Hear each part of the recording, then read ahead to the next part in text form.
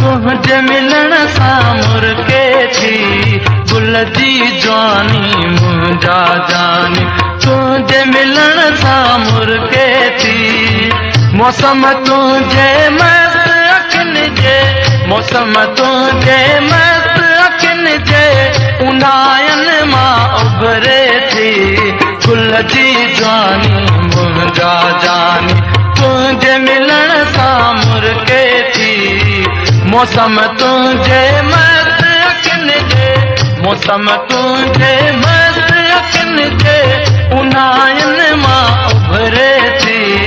गुल जी जवानी मुंहिंजा जानी गुल जी जवानी मुंहिंजा जानी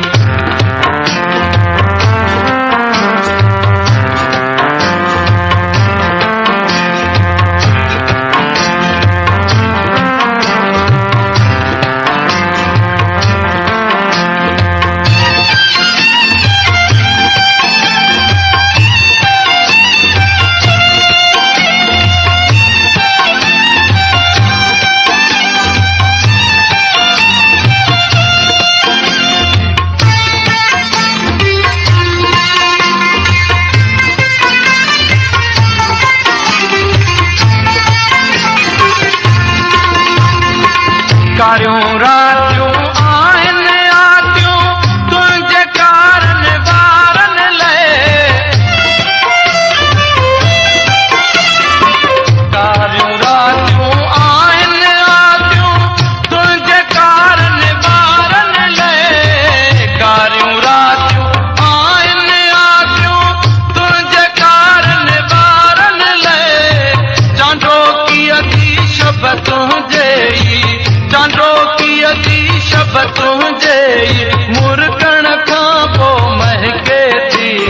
गुल जी जवानी मुंहिंजा जानी गुल जी जवानी मुंहिंजा जानी तुंहिंजे मिलण सां मुर्के थी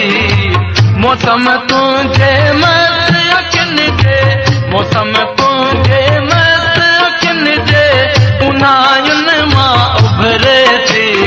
गुल जी जवानी मुंहिंजा जानी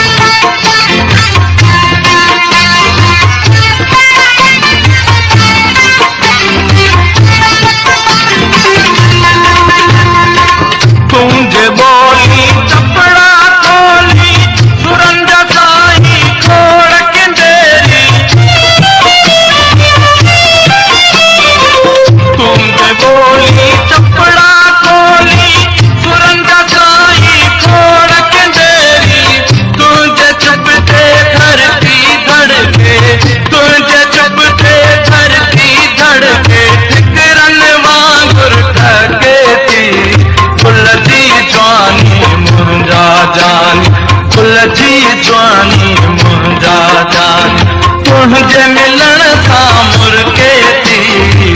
मौसम तुझे मस्त अखियुनि जे मौसम तुझे मस्त अखियुनि जे उन्हायनि मां उभरे थी गुल जी जवानी मुंहिंजा जानी गुल जी जवानी मुंहिंजा जानी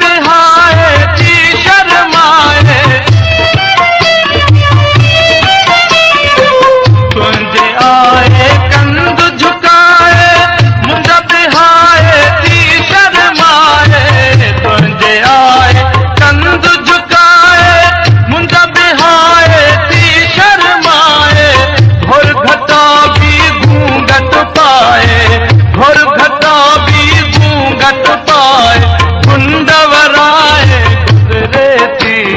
फुल जी जवानी मुंहिंजा जानी फुल जी जवानी मुंहिंजा जानी तुंहिंजे मिलण सां मुर्गे थी फुल जी जवानी मुंहिंजा जानी तुंहिंजे मिलण सां मुर्गे थी मौसम तुंहिंजे मस्त अखियुनि जे मौसम तुंहिंजे मस्त अखियुनि जे उनायुनि मां उभरे थी फुल जी जवानी मुंहिंजा जानी फुल जी जवानी मुंहिंजा जानी